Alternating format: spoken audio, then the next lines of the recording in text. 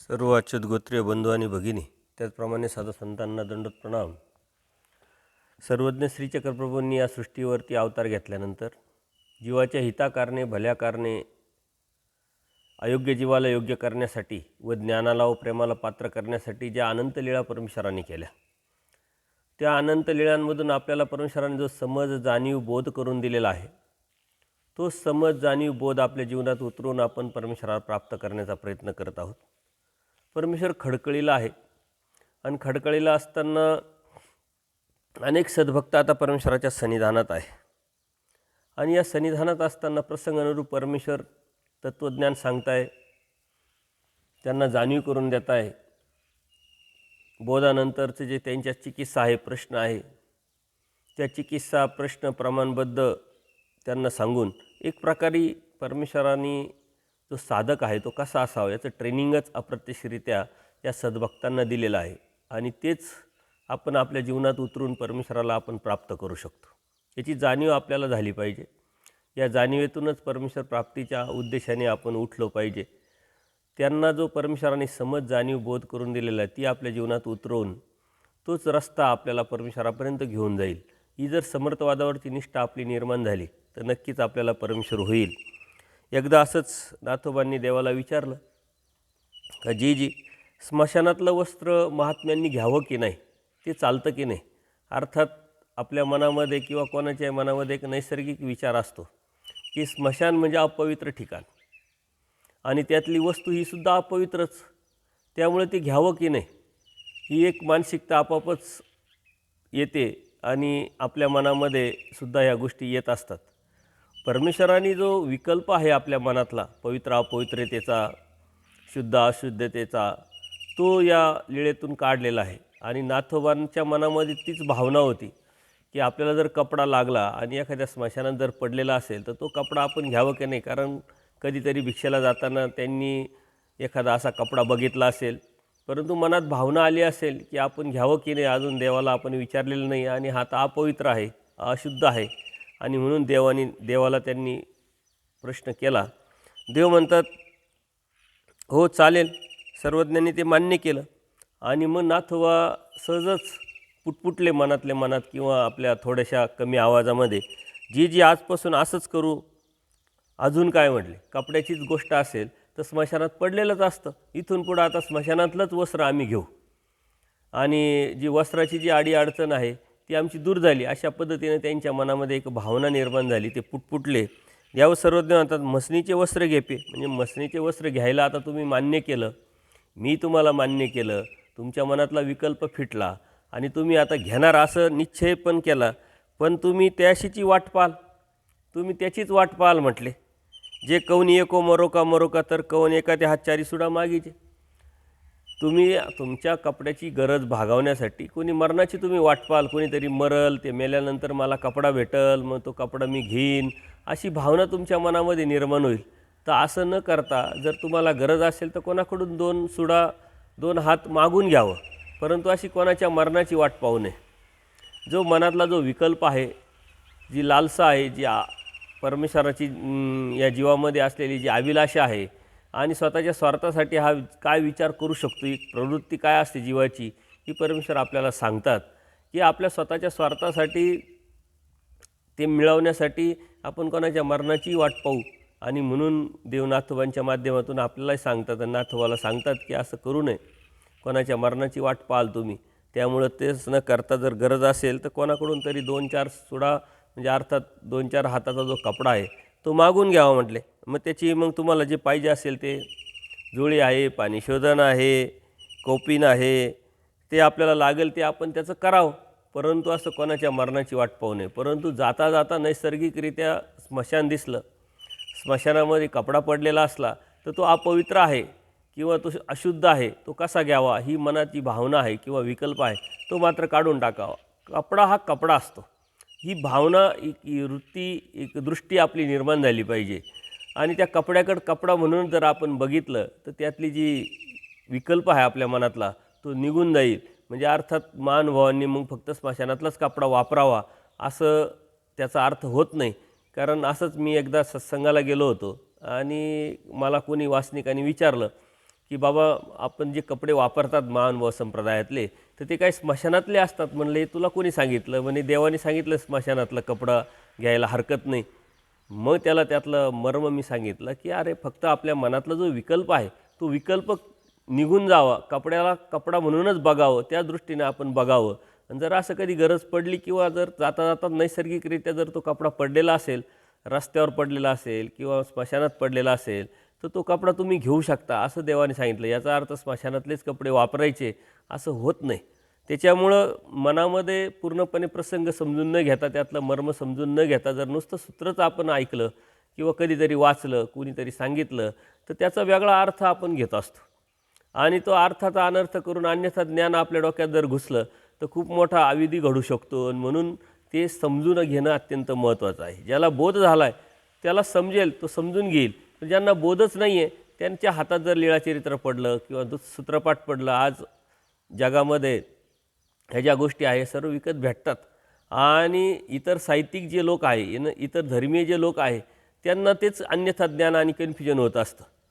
आणि ते सूत्र वाचतात, त्या सूत्राचा प्रसंग, त्यातलं मर्म, देवाला सांगण्याचं जे हेतू आहे तो न कळाल्यामुळं त्याचा शब्दाचा अर्थ घेऊन त्याचा अनर्थ काढतात. आणि असे प्रसंग आपल्याला आजूबाजूला घडत असतात. म्हणून आपणही त्यांनी एखाद्या वेळेस असा व्यक्त झाल्यानंतर, एक विचार मांडल्यानंतर खूप आकाट तांडव न करता त्यांना आपण समजून सांगितलं पाहिजे की याच्या पाठीमागचा भाव, परमेश्वराचा हेतू काय आहे, प्रसंग काय आहे. कारण अर्थ तो प्रकरणवश परमेश्वराने स्पष्ट सांगितलं आहे. जो बी सूत्राचा जो अर्थ आहे तो प्रकरणवशाच्या माध्यमातून जर आपण समजून घेतला तरच आपल्या लक्षात येईल. आणि याचंही असंच होतं. नाथोबा म्हणाले हो काजी. मग भटोबाजवळ बसलेलेच होते. त्यांनी विनंती केली, जी मला नुसताच दोरीनं बांधलेला कोपीन लंगोटी जी आहे ती सहन होत नाही तर मी काय करावं. कारण परमेश्वराने सांगितलं कोपून जरी असलंच पाहिजे, पूर्ण नग्न असलं नाही पाहिजे. कारण आचार्यांच्या पुढच्या प्रश्नाला परमेश्वरांनी सांगितलेलं आहे की तुम्ही पूर्ण नग्न असू नये. आणि त्या अनुषंगाने परमेश्वरला आचार्य म्हणतात की मला फक्त आणि फक्त कोपीन चालत नाही तर त्याचा त्रास होतो, तर मी काय करावं. देव म्हणतात तरी हात दोन्ही वेळीचे, जर दोन हाताचं जे कपडा आहे तो तुम्ही कमरेला बांधू शकता म्हटले, जर तुम्हाला ते चालत नसेल तर. त्यामुळं उरलेल्या याच्यात कोपीन करा, शोधणं करा. बाकीचे जे बी तुम्हाला गरज आहे त्या गरजेनुसार कपडा तुम्ही इतरांकडून मागून घ्या. आणि जेवढा गरजेचा आहे तेवढाच मागा, जेवढा गरजेचा आहे तेवढाच संग्रही ठेवा. आणि जेवढा गरजेचा आहे तोच आपल्याजवळ असला पाहिजे. तर मग भटोबास म्हणले जे आथरुणाचं काय. आणि मग परमेश्वर म्हणतात पांघरून कसं करावं हे जे आहे तर ज्याचे आथरून त्याची पांघरून म्हणले. त्याच्यामुळे त्याच्यासाठी असं काही वेगळं करण्याची आवश्यकता नाही. आणि म्हणून मी सांगत असतो की परमेश्वराने जे तत्त्वज्ञान सांगितलं आहे ते तत्त्वज्ञान आपण जीवन कसं जगावं, राहावं कसं, उठावं कसं, चालावं कसं, प्रवास कसा करावा, खावं काय, प्यावं काय, कपडे कोणते घालावेत, आथरावून काय करावं, पांघरून काय करावं, ही सारी जीवन प्रणाली जी आपली आहे, जी रीत आहे, जी लाईफस्टाईल आहे ती परमेश्वराने सांगितलेली. ती साधकाला जरी सांगितलेली असली तरी नामधारक वास्तिकांनी याच्यातून खूप मोठा बोध घेऊन आपल्या जीवनामध्ये संग्रह न करता आपल्याला जगण्यासाठी खूप कमी वस्तू आणि खूप कमी गोष्टी लागतात. याची जाणीव जर आपण करून घेतली तर आपोआपच आपल्या मनामध्ये एक समाधान निर्माण होईल, एक स्वस्थता निर्माण होईल. विनाकारणच आपण खूप पळतो, खूप संग्रह करतो आणि त्याचा काही उपयोग होत नाही. पण जर फक्त जगायचं असेल आणि मुक्तीची चाड असेल, परमेश्वराच्या प्राप्तीची ओढ असेल आणि साधनेवर आपल्याला जायचं असेल तर आपल्याला ती सवय लावली पाहिजे. आणि किती गरजेचं आहे आणि किती गरजेचं नाही याचं चिंतन करून परमेश्वराने आपल्याला सांगून टाकलेलं आहे की तुम्हाला खूप काही लागत नाही, जे आथरून आहे तेच पांघरून आपण केलं पाहिजे. परंतु मग आता तेच जर करायचं तर आपल्याला सहनही झालं पाहिजे. आपली वृत्ती आहे, आपली प्रवृत्ती आहे, वेळ काळ ऋतुमानानुसार आपण त्याचा निर्णय घेतला पाहिजे. अन्यथा देवाने सांगितलं आहे म्हणून वृत्ती आधीन स्थिती आधीन होऊन अस्वस्थता निर्माण करायची आणि त्यातून ना विधी साधायचा ना स्मरण साधायचं. तर कोणत्या वेळेस काय करावं हा सेन्स असला पाहिजे. आता आचार्यांनी जे विचारलं, देवाने कमीत कमी सांगितलं. देवाचं सांगण्याचं जे तत्त्वज्ञान आहे त्याचं एक वैशिष्ट्य आहे.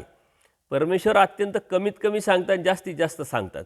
किंवा अत्यंत सर्वसामान्यातला सर्वसामान्य जीव आणि त्यातलाच सर्व टोकाचा सर्व अधिकारी जीव, या दोन्हीचाही मध्य साधून परमेश्वर तत्त्वज्ञान सांगतात. त्याच्यामुळं आपल्याला काय सूट होतं वृत्ती, स्थिती, वेळ, काळ, परिस्थिती बघून या गोष्टीचा आपण अंगीकार केला पाहिजे. परंतु इतकंच यातून आपण समजून घ्यायचं का जगण्यासाठी आपल्याला खूप काही लागत नाही आणि त्यामुळं आपल्या संग्रही आपण खूप काही ठेवण्याची गरज नाही. त्यासाठी धावाधाव, पळापळ करण्याची गरज नाही.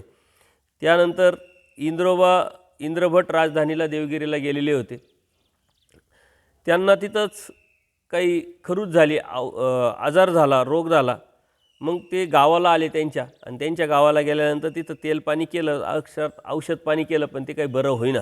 आणि मग त्यांच्या लक्षात आलं की गोसावींच्या दर्शनाला जाऊ आणि तिथंच औषध पाणी करू.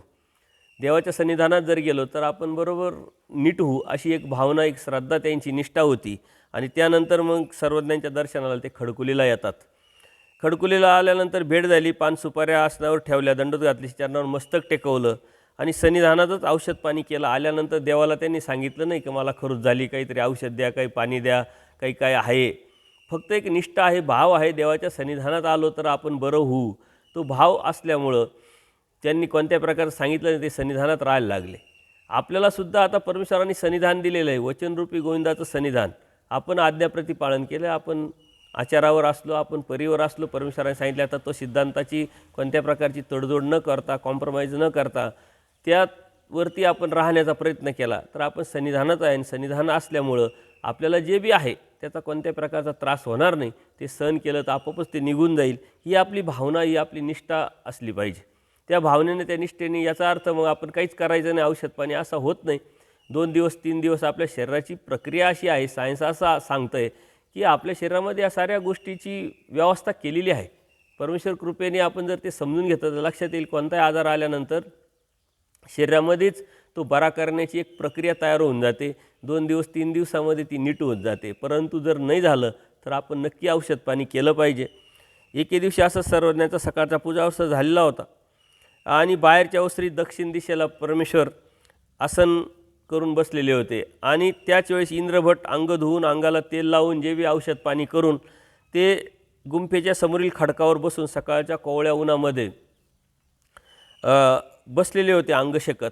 आणि त्याच वेळेस परमेश्वराने कृपादृष्टीनं त्यांच्याकडे ते अवलोकन करत होते. परमेश्वरच्या समोरच खडकावर ते बसलेले आहे, ते त्यांच्या याच्यामध्ये आहे. परमेश्वर मात्र अत्यंत प्रसन्नतेने कृपादृष्टीनं त्यांचं अवलोकन करतात.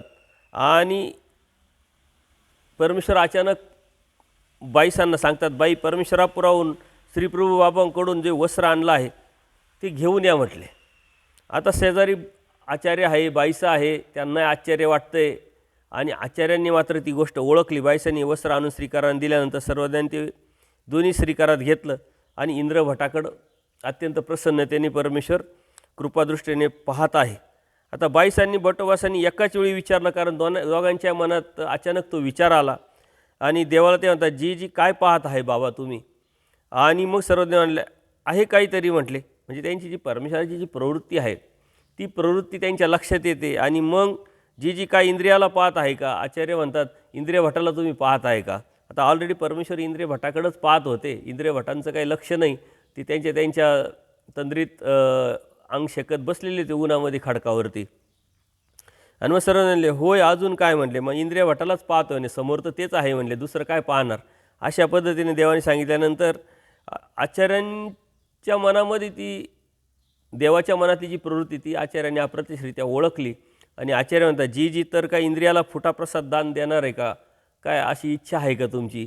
अशा पद्धतीने देवाच्या ज्या मनातलं आहे ते आचार्यांनी ओळखलं. आणि ते म्हटलं, सर तसंही होईल, अजून काय म्हणले, तसंही होण्याची शक्यता आहे आणि तशी आमची प्रवृत्ती आहे, असं देवाने अप्रत्यक्षरित्या सांगितल्यानंतर बोटोबास म्हणे, तर मग बोलावू का म्हटले. मग त्यांना बोलावू का म्हटले. ते थोडेसे दूर होते, त्यांचं काही लक्ष नव्हतं. आणि आचार्यांनी ओळखल्यानंतर देवानेसुद्धा त्या पद्धतीनंच रिस्पॉन्स दिला, हो, प्रतिसाद दिला. तर ते म्हटले, आम्ही बोलावू का म्हटले. जा बोलावं. देवसुद्धा म्हणतात, जा बोलावं मग त्यांना. आणि मग भटोबास इंद्रभटाका अत्यंत धावत अत्यंत उत्साहाने गेले. आणि मग त्यांना सांगता, इंद्रभटो धावा, तुम्ही दैव भाग्याचे म्हणले, तुम्ही खूप भाग्याचे, आज तुमचा दिवस उजाडला, तुम्हाला सर्वज्ञ फुटा प्रसाद दान देत आहे म्हटले.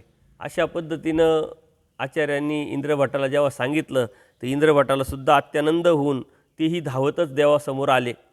दंडोत घालून श्रीचरणावर मस्तक टेकवलं, नम्र होऊन सर्वज्ञासमोर श्रीमूर्तीचं अवलोकन करत बसले. सर्वज्ञांनी वस्त्र नमस्कारून श्रीमुकुटावर ठेवलं आणि मग जे गोविंदप्रभू देवाचं जे वस्त्र आहे देवानीच श्री गोविंदप्रभू बाबांकडे पाठवलं होतं. श्री गोविंदप्रभू बाबांनी 2-4 दिवस ते पांघरलं, त्याचा प्रसाद केला आणि ते पुन्हा महादायसाच्या माध्यमातूनच देवाकडे पाठवलं होतं. आणि तेच देवाने आता घेतल्यानंतर ते जे प्रसाद जे आहे ते इंद्रभटांना देण्याची प्रवृत्ती परमेश्वराने झालेली आहे. परंतु ती देण्याची प्रवृत्ती जरी झाली तर ती अशी तशी प्रवृत्ती नव्हती. अत्यंत प्रसन्नतेने देवाने तो फुटा घेतल्यानंतर आपल्या श्रीकराला, आपल्या श्रीचरणाला, आपल्या श्रीमुकुटाला, असं सर्वच अंगाला आपल्या श्रीमूर्तीला लावत होते. आणि पूर्ण बाजूनी त्यांनी सर्व लावल्यानंतर मात्र श्रीमुकुटावर धरल्यानंतर तो नमस्कारला स्वतःसुद्धा.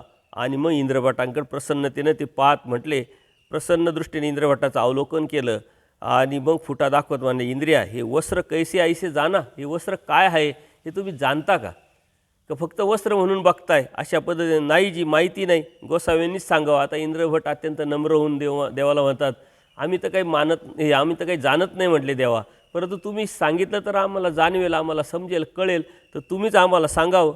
मग गोसावी सांगतील तर आम्हाला समजेल. आणि मग देव म्हणतात, आम्ही श्रीप्रभूच्या ठिकाणी हे पाठवलं होतं, तिथला सेवासंबंध झाल्यानंतर आता आमच्याकडं परत आलं, मग आमचा सेवासंबंध झाल्यामुळे वस्त्र तीर्थरूप झालं आहे म्हटले. हे वस्त्र तुम्हाला देत आहोत आणि मग तुम्ही काय कराल म्हणे या वस्त्राचं? आता एवढं मोठं महत्त्वाचं वस्त्र आहे, त्याचं महत्त्व देवाने सांगितलं. आणि इंद्रभटांना म्हणतात की या वस्त्र जर तुम्हाला आम्ही दिलं तर ह्या वस्त्राचं काय कराल तुम्ही? देवाला त्यांच्याकडून ऐकत ते म्हणाले, जी जी तेही गोसाव्यांनीच सांगावं. आता ते अत्यंत नम्र होते, ते म्हटले काय करावं हे बी सांगावं, कारण यातलं काही माहीत नाही आहे. ते वस्त्र जरी त्यांनी दिलं तर त्या वस्त्राचं काय करावं, कसं करावं, काय सांभाळावं, काय त्या पद्धतीने सांभाळावं हे त्यांना माहीत नाही. नम्रपणे त्यांनी कबूल केलं आणि देवाला ते विनंती करतात की देवा तुम्हीच ते सांगावं काय करावं आम्ही. आणि मग सर्व तुमच्याकडे देवपूजा आहे की नाही म्हटले. आता ते त्यांना काही बोध नाही आहे, त्यांच्याकडं अन्य देवपूजा आहे, सर्व आहे. ते म्हणतात जी जी, मग प्रतिदिनी देवपूजेच्या वेळेस आधी हे देखील तैसे आठविजे, म्हणजे त्यावेळेस तुम्ही अगोदर काय करा, हे देखील तैसे आठविजे, म्हणजे आमची जी मूर्ती जशी तुम्ही बघितलेली आहे तशी तुम्ही आठवा. मग नमस्कार करा आणि सत्कृत सेविजे, म्हणजे ते सांभाळा, अतियज्ञ करा, अत्यंत प्रयत्न करून ते तुम्हाला सांभाळावं लागेल. आणि ते दररोज तुम्ही असं केल्यानंतर त्याच्यावरती एक पुष्प व्हा, हे देखील तैसे आठवा, म्हणजे तुम्हाला आम्ही कधी दिलं, कसं दिलं, कशा पद्धतीनं दिलं, किंवा आमची श्रीमूर्त तुम्ही कशी पाहिली, कुठं पाहिली, कुठं कुठं भेटी झाल्या, हे सर्व तुम्ही आठवा म्हटले. आणि ते दररोज करा म्हटले. अशा पद्धतीनं प्रसादाची जी देवाने ते महत्त्व आहे ते सांगितलं. आणि मग अत्यंत प्रसन्नतेने प्रसाद वंदन करावं, त्यामुळे फार मोठा लाभ होतो, आमचा संबंध वंदनीय आहे असं परमेश्वराने बरंचसं निरूपण केलं. आणि तोच इंद्रभटाचा हा जो फुटा आहे तोच परंपरेने आज आपल्याकडं स्मरणासाठी म्हणा किंवा वंदनासाठी आलेला आहे. तोच आपण वेगवेगळ्या मार्गांमध्ये वेगळ्या पद्धतीनं आलेला जो वस्त्र आहे, ते प्रसाद आहे, ते आपण करत आलेलो आहे. नंतरच्या काळामध्ये आचार्यांनीच तो मार्गामध्ये आणला. देव गेल्यानंतर इंद्रभटांकडे तो होता आणि तो आचार्यांनी आणला. तर अशा पद्धतीनं देवाने अत्यंत त्यांना प्रसन्नतेनं दिलेला तो प्रसाद आहे, तो त्यांनी घेतला आणि हृदयाशी कवटाळला, साष्टांग दंडोत घातले, श्रीचरणावरती मस्तक टेकवलं आणि मग देवाच्या समोर ते मस्तक टेकून तसेच डोकं जे आहे श्रीचरणावरती ठेवून तसेच खाली पडून राहिले. तर देव म्हणतात उठा बटो. मग देवानं त्यांना उठवलं आणि तेही घरी गेल्यानंतर ते वस्त्र घेऊन अत्यंत प्रसन्नतेने त्यांचे जे देव होते, देवता होत्या, देवपूजा होती, त्या सर्वच त्यांनी नदीत टाकून दिल्या, त्या प्रवाहात टाकून दिल्या. आणि त्या मंदिरामध्ये हे वस्त्र ठेवून ते दररोजच परमेश्वर सांगितलं होतं त्या पद्धतीने ते पूजा करायला लागले.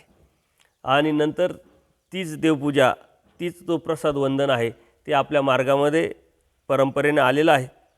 एकदा बटोबासांनी सर्वज्ञांना असंच विचारलं की देवा, कर्मराटीत विधी अविधीचं कसं लक्षण आहे म्हटले. कर्मराटीमध्ये विधी कसं करावं, अविधी कसा करावा, कशाला विधी म्हणतात, कशाला अविधी म्हणतात, याचं लक्षण काय? सर्व कर्मराटीत देवतेला आल्हाद आणि जीवाला सुख होते त्याला विधी म्हणावं. देवतेला आल्हाद म्हणजे देवतेला प्रसन्नता. आता जे कर्मराटीमध्ये देवतेची भक्ती करणारे जे लोक आहे ते दृष्टपर का होईना, परंतु ती भक्ती करत असताना त्या देवतेला सुख होतं, कारण ते देवता भाज्या भजून घेणारे आहे आणि जीव हा भजक आहे, भजणारा आहे. त्याच्यामुळं त्या देवतेला आल्हाद होतं, सुख होतं आणि या जीवालासुद्धा सुख होतं असतं म्हटले. असं विधी आहे म्हटले. आणि कर्मराटीत दैवराटीत देवतेला खेद आणि जीवाशी हिंसा होते, तो अविधी होय. जर करत असताना जर हिंसा झाली तर तो मात्र अविधी आहे म्हटले. अशा पद्धतीनं देवानी भटोबासांना सांगितलं. त्या पद्धतीनं परत देव भटोबास विचारतात, अविधी संचरतो तो कसा संचरतो, अविधी कसा काय ह्या जीवामध्ये येतो. मग देव म्हणतात, विधी करता अविधी संचरे. विधी करता करताच आपल्याकडून कळत न कळत अकुशळतेने जर आपलं करत असताना ते ज्ञान नसेल, समज नसेल, जाणीव नसेल, आपलेपण नसेल, प्रेम नसेल, तर त्यातून जी आपल्याकडून घडतं तीच अविधी असते.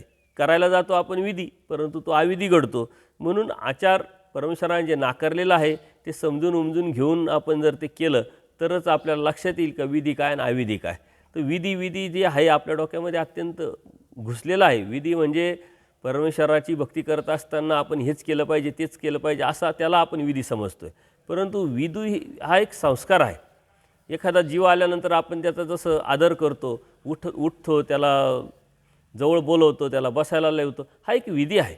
म्हणजे तो एक संस्कार आहे.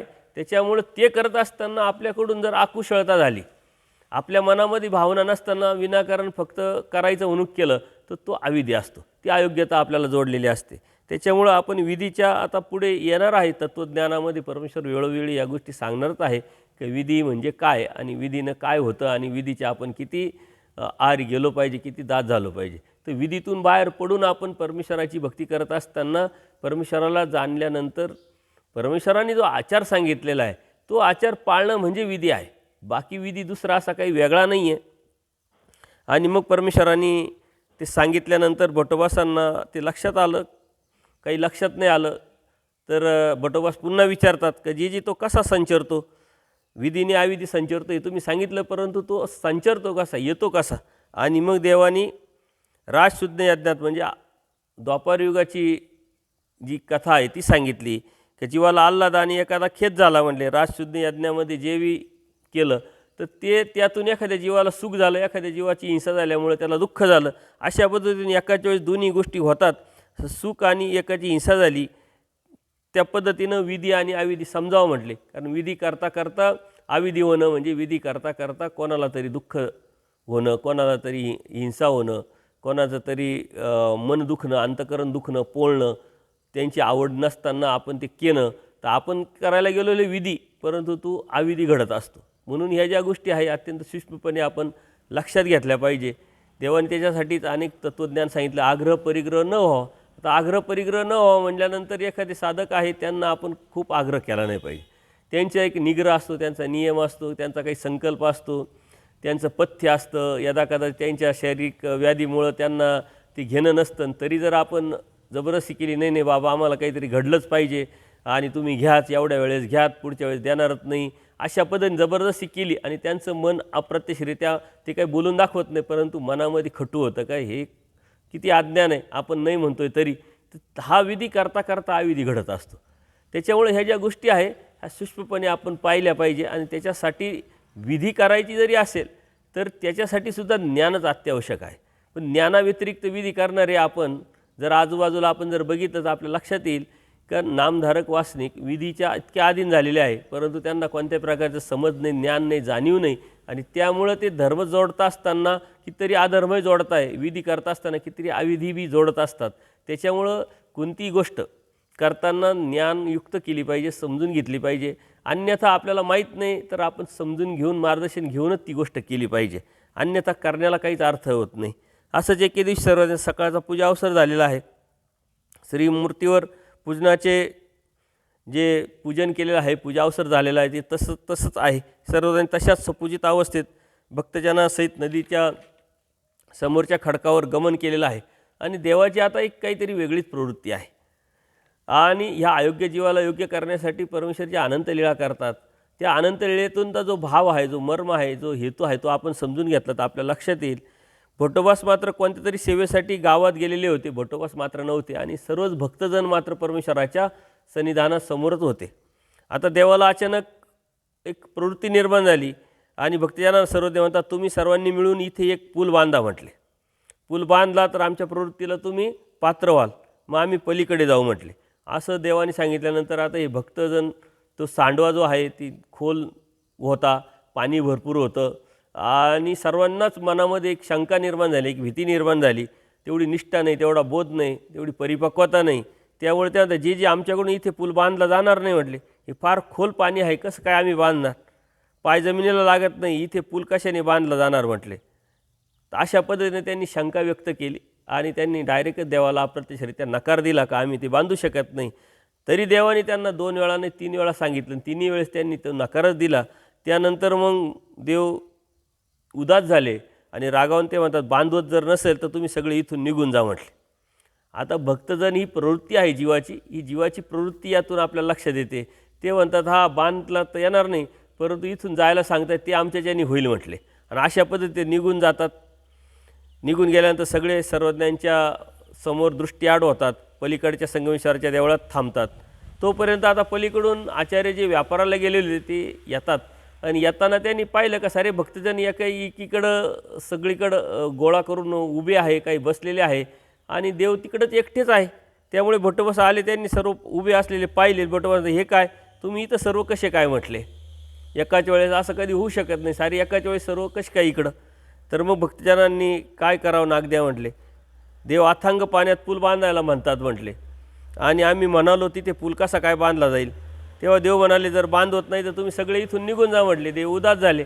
अशा पद्धतीनं मग आम्ही बी इथं निघून आलो म्हटले. आणि असं त्यांनी सर्व वृत्तांत सांगितल्यानंतर भट्टवास म्हणाले काय हो, पूल बांधणारे काय तुम्ही आहे का म्हटले. तुम्ही होय म्हणावं, फक्त आपण सुरुवात करावी. आपण उभं राहिलो, करणारा कोण आहे आणि करून घेणारा कोण आहे हे आपल्या लक्षात येईल. त्याच्यामुळं आपण बांधणारे कोणीच नाही, आपण काही करणारे नाही आहे. त्यामुळं ते आचार्य उलट त्यांना समजावायला लागले, परंतु त्यांना बोध नाही, जाणीव नाही. त्यामुळं ते काही समजले नाही. उलट ते आचार्य म्हणतात नागदेव तसाच आहे म्हणे, आता काय हा बांधणार आहे का म्हटले. अशा पद्धतीने त्यांनी थोडंसं अप्रत्यक्षरित्या नकारात्मक विचार मांडला. आचार्याने त्याकडे दुर्लक्ष केलं. भट्टवास सर्वज्ञांजवळ आले, दंडवत घातला, श्रीचरणावर मस्तक टेकवलं. तेव्हा भट्टवासांना काहीच माहीत नाही. अशा आविर्भावात भट्टवास देवाला विचारतात जी गोसावी ते एकटेच कसे काय, ते सर्वजण कुठे गेले. सर्वजणले वानरे आम्ही असं म्हणालो म्हणे. मग देवाने सर्वच वृत्तांत सांगितला का आमची अशी अशी प्रवृत्ती होती आणि ते असे असे म्हटले, त्याच्यामुळं ते नाही म्हटल्यामुळं आम्ही त्यांना म्हटलं तुम्ही निघून जा आणि मग इथून ते निघून गेले म्हटले. त्यांच्याकडून ते निघून जाणं झालं म्हटले, परंतु आमच्या प्रवृत्तीला पात्र ते काही झाले नाही. तेव्हा भट्टवास म्हणतात जी मी पूल बांधतो म्हटले, मी बांधू का. देव अत्यंत प्रसन्न झाले, त्यांची जी उदासीनता ती कमी झाली आणि मग देव ते म्हणतात ऐसे तरी येथीच्या प्रवृत्ती विखू होती. जर तू असं केलं तर परमेश्वराच्या प्रवृत्तीला विषय होशील. अर्थात परमेश्वर प्रसन्न करण्यासाठी फक्त परमेश्वराचं ऐकायचं असतं. परमेश्वराने जे सांगितलं आहे ते करण्याचा प्रयत्न करायचा असतं. नकारात्मक विचार न करता करण्याची इच्छा, करण्याची प्रवृत्ती आणि हाव धरायची असते, वासना करायची असते.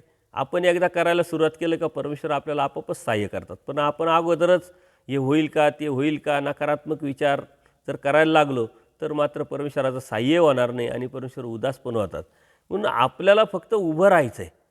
तू उभा ठाकल्याशीची पुरे सिद्धी ते येथून येते. परमेश्वरांनी स्पष्ट सांगितलं आहे तू फक्त उभा राहायचं, आपल्याला सिद्धीला न्यायचं. परमेश्वर सिद्धीला नेणार आहे, परंतु तेही आपल्याकडून होणार नाही. होईल का नाही परमेश्वर आता हाव तर धर, तू म्हण मी करीन, मी करण्याचा प्रयत्न करीन, अशी इच्छा तर ठेव. परंतु जीवाची एक प्रवृत्ती असते, तो नकारात्मक विचार करतो. पण परमेश्वरांनी आपल्या तत्त्वज्ञानामध्ये थोडंही नकारात्मक तत्त्व आपल्याला सांगितलेलं नाही आहे आणि त्यातूनच आपण शिकलो पाहिजे की आपल्या मनामध्ये जे नकारात्मक विचार येतात ते आपले आहे, ते काही परमेश्वराचे किंवा धर्मातले नाही आहे.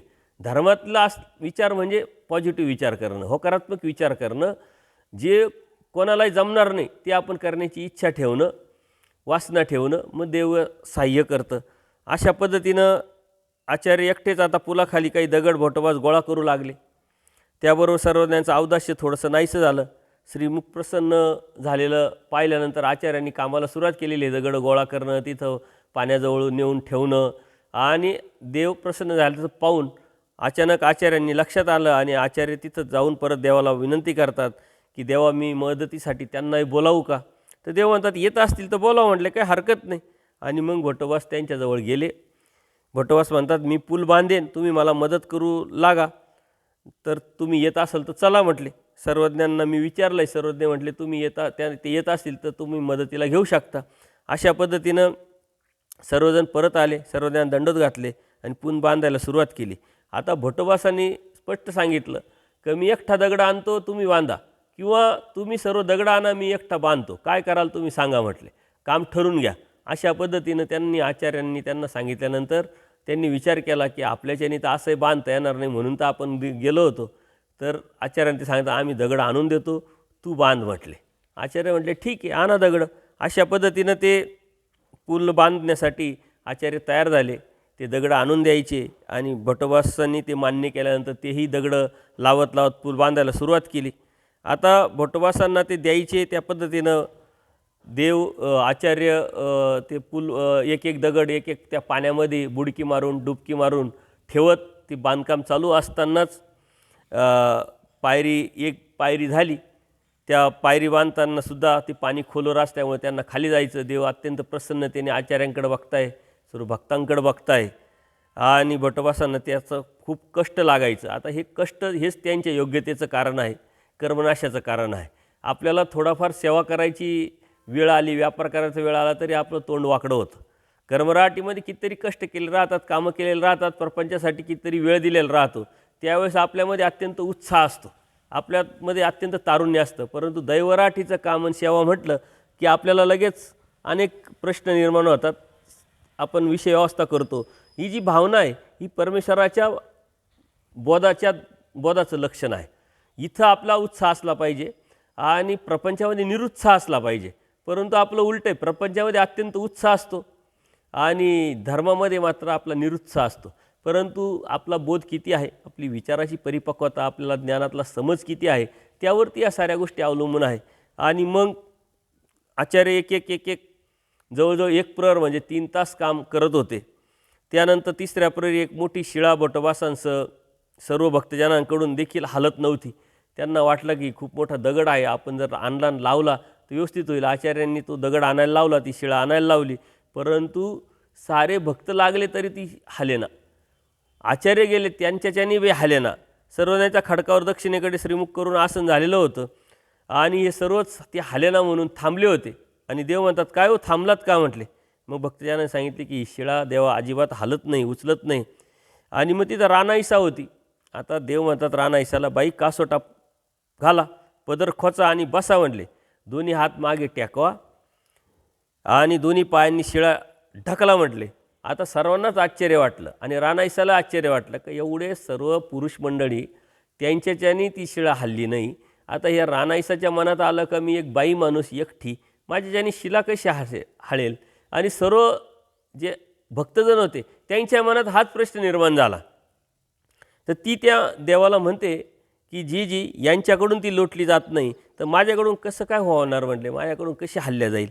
देव म्हणतात ते तसेच आहे म्हटले, तुमच्याकडून आम्ही करवतोय म्हणून ती होईल म्हटले. आणि मग त्यांच्या लक्षात येतं की ते तसंच आहे म्हटले, यांच्याकडून कोणाकडूनच होणार नाही, ज्याच्याकडून जे करून घ्यायचं ते आम्ही करून घेतो आणि आम्ही करून घेतोय म्हणून होईल म्हटले. आणि म्हणून परमेश्वराने हे सांगितल्यानंतर त्या म्हणाले हो काजी. त्यांचे तसंच केलं, दोन्ही हात मागे टेकून पायाने शिळा ढकलली. आणि भटोबासांनी विचार केलेला होता का ही शिळा आणली यांनी तर कोणत्या ठिकाणी आपण कशी लावावी असा विचार केलेला होता. आणि ती ढकलल्याबरोबर ज्या ठिकाणी लावायची, ज्या ठिकाणी बसवायची आचार्यांनी विचार केला होता, ती बरोबर नेमकी त्याच ठिकाणी जाऊन खटकन बसली. सर्वांना आश्चर्य वाटलं आणि मग भटोबासांना बी अत्यंत उत्साह झाला, तेही खुश झाले. आणि ते म्हणतात की आम्ही तुम्हाला मगाशी काय सांगत होतो, होय रे, ही शिळा आपल्या सर्वांकडून ढकलत जात नव्हती, एका बाईकडून ढकलली. आणि मी म्हटलं नव्हतं का म्हणले तुम्हाला, न जाणो कोण काय करल, आपण फक्त हो म्हणायचं असतं आणि करणारा तोच असतो. त्याला फक्त आपण हो म्हटल्यानंतर तो करून घेत असतो. आणि मग आचार्यांची सरशी झाली, आचार्यांचे सांगितलं होतं आणि त्यांना जे त्या भक्तांनी टोकलं होतं ते लक्षात आल्यानंतर आचार्यसुद्धा खुश झाले. अशा प्रकारे 3 दिवस हा पूल बांधायचं काम चालू होतं. म्हणजे देवानी त्यांना 3 दिवस कर्म करायला लावले, व्यापार करायला लावला. त्यातून त्यांचा कितीतरी कर्मनाश झाला आता त्या पुलावर तर देव काय लगेच गेले, बराच वेळ तिथं त्याचा वापर केला, तो कायमस्वरूपी राहिला, अशातला काही भाग नाही. परंतु देवाची ती एक प्रवृत्ती आहे, जोपर्यंत यांचा कर्मनाश होत नाही तोपर्यंत देवालाही पुढं नेता येत नाही, अयोग्य जीवाला योग्य करता येत नाही. जोपर्यंत आपला कर्मनाश होत नाही तोपर्यंत आपली प्रतिकारणता वाढत नाही. त्यामुळे देवाला हे करून घेणं हे जीवाकडून एक क्रमप्राप्त आहे आणि म्हणून परमेश्वराने ते करून घेतलं. 3 दिवस सर्व ते पुलाचं बांधकाम झाल्यानंतर आणि मग देव म्हणतात, आता आम्ही असंच या पुलावरून जाऊ म्हटले आणि सर्वज्ञानी भक्तजनासहित त्या पुलावरून पलीकडं गमन केलं. पुलावर 2-4 फेऱ्या मारल्या आणि सर्वजण त्या पुलावरून ये जा करीत असत तेव्हापासून. म्हणजे सांगण्याचं तात्पर्य परमेश्वरांनी आपल्याला या लीळेतून खूप मोठा समज दिलेला आहे. आपल्याला फक्त उभं राहायचं, आपल्याला फक्त इच्छा करायची आहे. अशी जगात कोणती गोष्ट नाही आहे की ती होणार नाही आहे आणि अशी जगात अशी कोणती गोष्ट नाही का तिला उपाय पण नाही आहे. परमेश्वर म्हणतात, उपाय न पविजे ऐसे काही असे आणि उपयोगाला जाणार नाही असं काही आहे का. त्याच्यामुळं परमेश्वरांनी अत्यंत आत्मविश्वास आपल्याला दिलेला आहे, होकारात्मक विचार दिलेला आहे. कोणती गोष्ट करताना कधी आपण नकारात्मक विचार करून हे होईल का, ती होणारच नाही, हे अशक्यच आहे, ह्या ज्या गोष्टी आहे या आपल्या मनातून पूर्णपणे आपण खोडून टाकल्या पाहिजे. आणि देवाने आपल्याला सांगितले, जे जीवाकडून होईल तेच आम्ही करून घेणार, जे जीवाकडून होईल तेच आम्ही जीवाला करायला लावलेलं आहे. अर्थात परमेश्वरांनी जे बी करायचं आहे किंवा करून घ्यायचं आहे या जीवाकडून ते स्वतः करून दाखवलेलं आहे. अन्यथा आपण विषय अवस्था केली असती की एवढं सोपं नाही आहे आणि हे कसं शक्य आहे. परंतु परमेश्वर स्वतः करतात, करून दाखवतात आणि भक्तांकडून सुद्धा करून घेतात. त्यामुळं आपल्याला कोणत्याही प्रकारची विषय अवस्था किंवा तडजोड किंवा कोणत्या प्रकारचं कॉम्प्रोमाइज करण्यासाठी वाव परमेश्वरांनी आपल्या तत्त्वज्ञानामध्ये ठेवलेला नाही आहे. फक्त तशा पद्धतीची विचारधारा समर्थवादावरती निष्ठा असल्याशिवाय निर्माण होत नाही. आणि परमेश्वर काय आहे, त्याची शक्ती काय आहे, हे सामर्थ्य काय आहे, हे जर आपल्याला कळालं, समजलं, लक्षात आलं तर आपण नक्कीच परमेश्वराला अनन्यभावे शरण जाऊ आणि परमेश्वरांनी म्हणितलं तेच आपण करू. जेव्हा परमेश्वरांनी म्हणितलं ते आपण करू तेव्हा नक्कीच परमेश्वर आपल्याला प्राप्त होईल. सर्वज्ञ श्री चक्रधर स्वामी की जय. दंडवत हो.